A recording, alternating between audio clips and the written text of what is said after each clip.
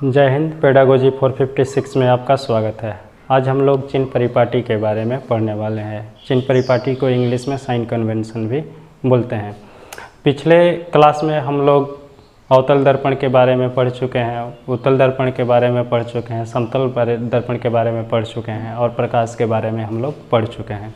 अगर आप लोग उन वीडियो को नहीं देखे हैं तो वीडियो का लिंक डिस्क्रिप्शन में दिया हुआ है। पहले उन वीडियो को देखिए, उसके बाद ही इन सब वीडियो को देखिए ताकि बेहतर समझ हो। आइए अब हम लोग समझ लेते हैं कि चिन्ह परिपाटी क्या होता है। तो देखिए, चिन्ह परिपाटी में हम लोग हमेशा क्या करते हैं कि सभी दूरी, जितनी भी दूरियां होती है, हमेशा कहाँ से हम लोग उसको ज्ञात करते हैं? तो दर्पण के ध्रुव से। जितनी भी दूरियां होती है दर्पण के ध्रुव से हम लोग माप लेते हैं उन दूरियों को। इस बात को इस तरह से समझ लीजिए कि चिन्ह परिपाटी, मान लेते हैं कि ये हमारा कोई ग्राफ हो गया, तो हम लोग इसको एक्स एक्सिस मान लेते हैं और ये वाई एक्सिस हो जाएगा, ये वाई डैश एक्सिस हो जाएगा और ये एक्स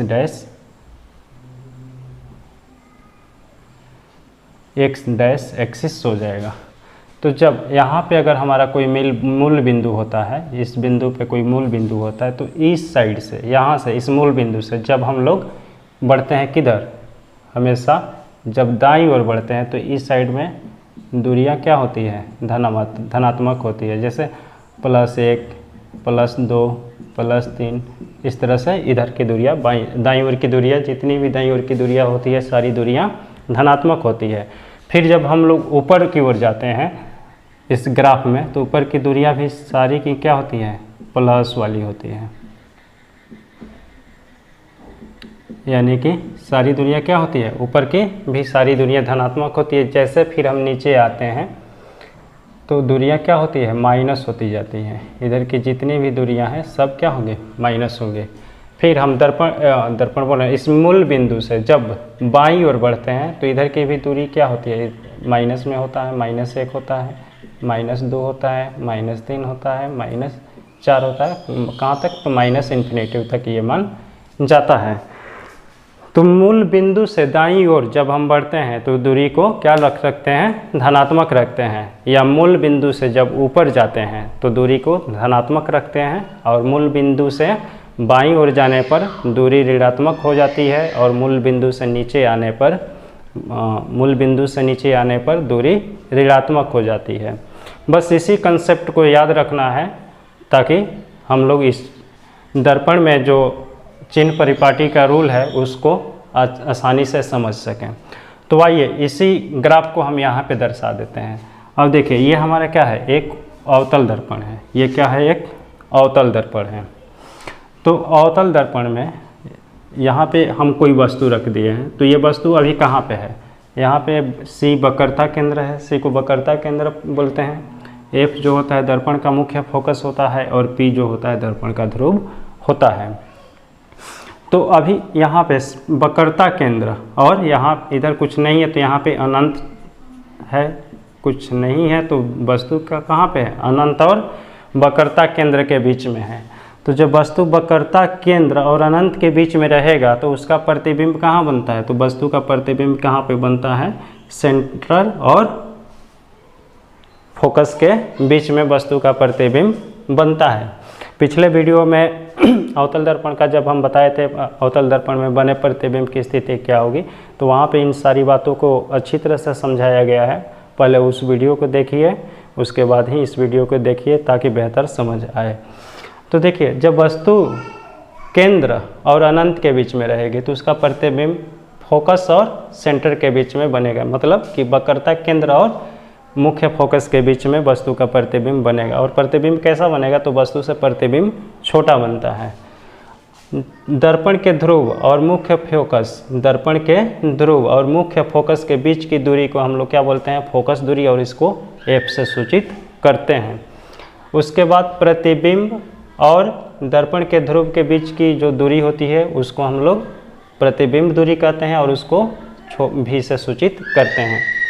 वक्रता केंद्र और दर्पण के ध्रुव के बीच की दूरी, वक्रता केंद्र और दर्पण के बीच की जो दूरी होती है उसको हम लोग वक्रता त्रिज्या कहते हैं और उसको r से सूचित करते हैं। उसके बाद वस्तु की दूरी और दर्पण के बीच की जो दूरी होती है उसको हम लोग क्या बोलते हैं, वस्तु दूरी बोलते हैं, या बिंब दूरी भी इसको बोलते हैं, और इसको हम लोग यू से सूचित करते हैं। वही बातें हम यहाँ पे लिखे हैं कि F जो है फोकस दूरी होता है, V प्रतिबिंब दूरी होता है, U जो होता है वस्तु या बिंब दूरी होता है, R वक्रता त्रिज्या, H वस्तु की ऊंचाई हो गया, और H डैश क्या हो गया, प्रतिबिंब की ऊंचाई हो गया। जैसे यहाँ से यहाँ तक कुछ न कुछ तो वस्तु का ऊंचाई है, यहाँ से यहाँ तक कुछ वस्तु का ऊंचाई है, इसी को सूचित कर दिए हैं हम लोग, H से सूचित कर दिए हैं। अब नोटेशन कुछ भी आप रख सकते हैं, ज़रूरी नहीं कि हम H रखे हैं तो आप भी H रखिएगा। नोटेशन कुछ भी हो सकता है, सूचक शब्द कुछ भी हो सकता है, आप वहाँ से H रखिए, L रखिए, M रखिए, कुछ भी रखिए, वो आप पे डिपेंड करता है कि आप क्या रखते हैं। तो H से हाइट होता है तो हम H ही यहाँ पे ले लिए हैं नोटेशन के रूप में। तो यहाँ पे ये वस्तु की ऊंचाई जो है हम H से सूचित कर रहे हैं, और ये जो वस्तु की यहाँ पे जो प्रतिबिंब की ऊंचाई है उसको हम लोग H डैश से सूचित करते हैं। अब आइए इस ग्राफ को हम ये जो ग्राफ हम बनाए हुए हैं इस ग्राफ को हम अवतल दर्पण पे रखते हैं। तो आप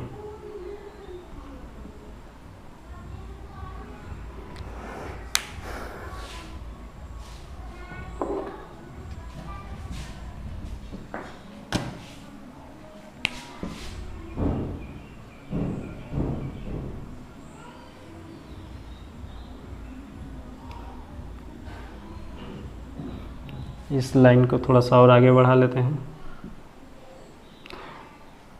अब हम लोग दर्पण में क्या देख रहे हैं, जो मतलब हम लोगों का इस तरह से ये जो साइन कन्वेंशन था, इस साइड में हम लोग प्लस ले रहे थे, दाएं साइड में ऊपर में भी हम लोग प्लस ले रहे थे, नीचे की ओर माइनस ले रहे थे, और बाएं साइड में हम लोग बाएं साइड में भी हम लोग माइनस ले रहे थे। तो देखिए दर्पण के इस साइड यानी कि दाएं साइड में कुछ भी नहीं दिखाई दे रहा, तो जब कुछ भी नहीं दिखाई दे रहा है इसका मतलब ये हो गया कि दर्पण के दाएं साइड में कोई भी दूरी अगर न वस्तु है न प्रतिबिंब। पहली बात ये याद रखना है हमेशा कि वस्तु को कहाँ रखना है, तो दर्पण के जो ध्रुव होता है हमेशा बाईं ओर ही दर्पण के ध्रुव के रखना है वस्तु को। इस बात को एकदम याद कर लेना है कि वस्तु कहाँ पे रहेगा, तो दर्पण के ध्रुव के हमेशा बाईं ओर ही वस्तु रहेगा। अब देखिए दर्पण का यहाँ पे ये ध्रुव है, ये वाला दर्पण का क्या है, ध्रुव है, ये बिंदु। अब इसके ओर ही सब वस्तु है, वस्तु भी है इसी साइड में, प्रतिबिंब भी है इसी साइड में। वो अब इस बात को हम समझ लेते हैं कि कौन सा प्लस होगा और कौन सा माइनस होगा। तो देखिए हम ऊपर जा रहे हैं तो क्या हो रहा है, प्लस आ रहा है, ऊपर जा रहे हैं तो क्या हो रहा है, प्लस हो रहा है, यानी कि वस्तु की ऊंचाई किस साइड में है, ऊपर की ओर में है, तो वस्तु का ऊंचाई क्या हो जाएगा, प्लस हो जाएगा। देखिए यहाँ पे वस्तु का ऊंचाई है, ये क्या हो जाएगा, ये पॉजिटिव हो जाएगा। अब देख रहे हैं कि ये वस्तु, यहाँ पे वस्तु का प्रतिबिंब जो C और F के बीच में बना है ये क्या है, नीचे की ओर है, और नीचे की ओर हम लोग आ रहे हैं तो क्या हो रहा है, नेगेटिव आ रहा है, तो वस्तु की ऊंचाई क्या हो जाएगा, तो वस्तु का ऊंचाई नेगेटिव हो जाएगा। अब वक्रता त्रिज्या को देखिए और बताइए कि क्या होगा। वक्रता त्रिज्या दर्पण का माइनस होगा या प्लस होगा, वो देखिए बताइए। तो देखिए इस चीज़ को समझ लेते हैं। तो दर्पण से यहाँ पे दर्पण का मुख्य बिंदु है, तो ध्रुव यहाँ पे है, तो ध्रुव से इधर हम लोग आ रहे हैं बाईं साइड में। बाईं साइड में कहने का मतलब अगर हम इस तरह से खड़े होंगे तो ये हमारा बायां साइड हो जाएगा और ये हमारा दायां साइड हो जाएगा। तो हम लोग किधर देख रहे हैं, अपने बाएं साइड में देख रहे हैं। अगर मूल बिंदु पे हम खड़े हो रहे हैं तो बाएं साइड में देख रहे हैं। तो ये जो हमारा फोकस दूरी है ये किधर है, बाएं ओर है, तो बाएं ओर जो भी होगा ये क्या होगा, ये नेगेटिव हो जाएगा। अब देख रहे हैं हम क्या, यहाँ से यहाँ पे वस्तु है और इसके बीच की जो दूरी होती है दर्पण के ध्रुव से उसको क्या बोलते हैं, यहाँ पे प्रतिबिंब जो बन रहा है, प्रतिबिंब और दर्पण के ध्रुव के सामने जो वस्तु का दूरी होता है बीच में उसको क्या बोलते हैं, प्रतिबिंब दूरी बोलते हैं। तो ये क्या है, दर्पण के ध्रुव से दाएं है कि बाएं है, तो हम लोग देख रहे हैं कि दर्पण के ध्रुव से बाएं ओर है। तो जब दर्पण के ध्रुव से बाएं होगा तो ये भी क्या होगा, निगेटिव होगा। जैसे यहाँ पे बाएं ओर में निगेटिव आ रहा है। अब हम लोग देखते हैं कि वक्रता केंद्र और ध्रुव के बीच में जो दूरी होता है उसको वक्रता त्रिज्या बोलते हैं। और ये वक्रता त्रिज्या किधर है, दर्पण के ध्रुव से, तो इसके बाईं ओर है, तो बाईं ओर जितनी भी हम बढ़ेंगे वो क्या होगा, निगेटिव होगा। अब हम वस्तु की दूरी देख लेते हैं, या वस्तु की ऊंचाई वस्तु की दूरी देख लेते हैं। तो देखिए वस्तु की दूरी कहाँ पे है, इस साइड में ही है। उस साइड में तो कोई हमको नोटेशन ही नहीं दिखाई दे रहा, सूचक शब्द ही नहीं दिखाई दे रहा। जितना भी सूचक शब्द हमें दिखाई दे रहा है इसी साइड में दिखाई दे रहा है। तो वस्तु दूरी, तो वस्तु और दर्पण के जो ध्रुव होता है, वस्तु और दर्पण का जो ध्रुव होता है उसके ही बीच की दूरी को ही हम लोग वस्तु दूरी बोलते हैं। तो ये भी क्या है, दर्पण के ध्रुव के बाईं ओर ही है, तो ये भी क्या हो जाएगा, ये भी निगेटिव हो जाएगा।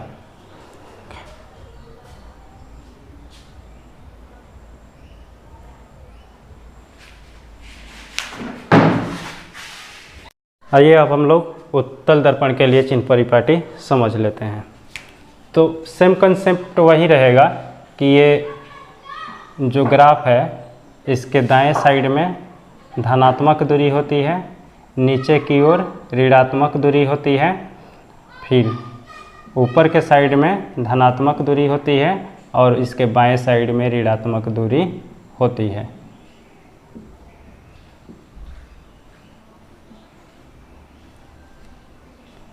ऋणात्मक दूरी बाएं साइड में होता है। तो यहाँ पे भी हम अगर लाइन यहाँ पे ड्रॉ कर रहे हैं दर्पण के मुख्य ध्रुव पर, उस तरह से उस फिगर को दिखा रहे हैं यहाँ पे, तो आप देखिए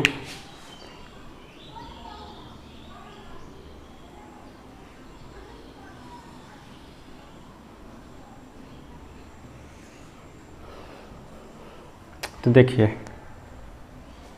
इस साइड दाएं ओर क्या है, दाएं ओर मतलब अगर ये मूल बिंदु है, ये मूल बिंदु है, तो मूल बिंदु की इस ओर क्या है, दायां ओर है। मूल बिंदु के इस ओर क्या है, बायां ओर है। ये मूल बिंदु से ऊपर है और ये यहाँ पे मूल बिंदु से इधर नीचे हम आ रहे हैं।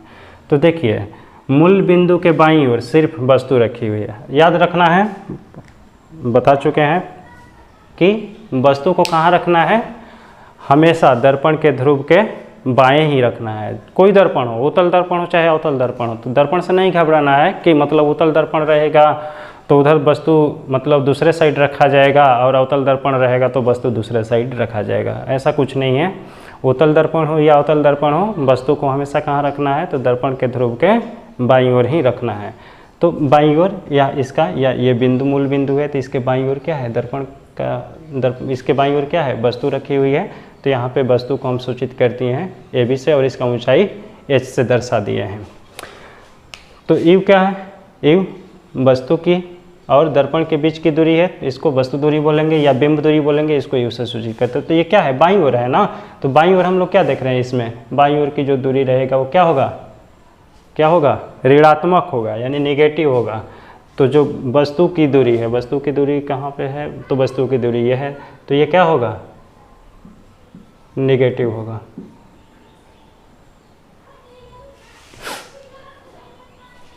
बस एक यही जो है वस्तु की दूरी निगेटिव हो रहा है, बाद बाकी सब क्या है, इधर दाईं ओर है। दर्पण के मूल बिंदु से क्या है, P से दाईं ओर है। तो दाईं ओर जितनी भी दूरियां रहती है, दाईं ओर देखिए यहाँ पे ये क्या है, सब दाईं ओर जितनी भी दूरी है सब प्लस होती है, सब प्लस होता है। तो फोकस भी क्या है, दर्पण के मूल बिंदु से क्या है, दाईं ओर है, तो फोकस दूरी भी क्या हो जाएगा,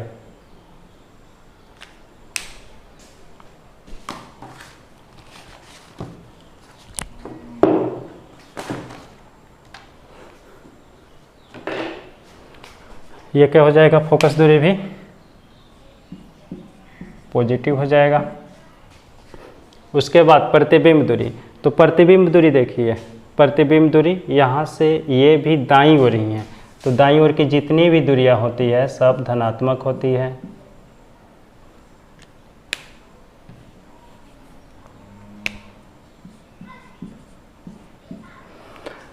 उसके बाद वक्रता त्रिज्या, तो वक्रता त्रिज्या भी क्या है, दर्पण के ध्रुव से दाएं ओर है, तो दाएं ओर क्या हो जाएगा, पॉजिटिव हो जाएगा।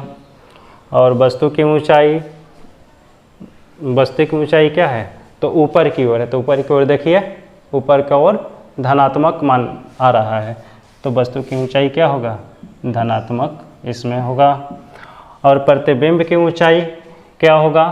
तो देखिए प्रतिबिंब की ऊंचाई ये है, प्रतिबिंब की ऊंचाई, यहाँ पे प्रतिबिंब का निर्माण हो रहा है, तो यहाँ से यहाँ तक क्या ये जो है इसका जो कुछ ऊंचाई दिया हुआ तो होगा ही। तो ये जो ऊंचाई है ये प्रतिबिंब की ऊंचाई, तो ये क्या है यहाँ पे, अगर ये मूल बिंदु को इस तरह से, ये मूल बिंदु को इस साइड से यहाँ पे कर रहे हैं, तो इसके क्या हो रहा है, ऊपर की ओर जा रहा है, ये जा रहा है ना ऊपर की ओर, इसका प्रतिबिंब ऐसे बन रहा है, सीधा बन रहा है। तो प्रतिबिंब जब ऊपर की ओर बन रहा है तो क्या हो जाएगा, ऊपर की ओर जो दूरी होती है वो क्या होता है, पॉजिटिव होता है या धनात्मक होता है। अगर पिछले वीडियो नहीं देखे हैं तो वीडियो का लिंक डिस्क्रिप्शन में दिया हुआ है, पहले वो वीडियो जाकर देखिए ताकि ये इन सारी वीडियो को देखने में आसानी हो सके।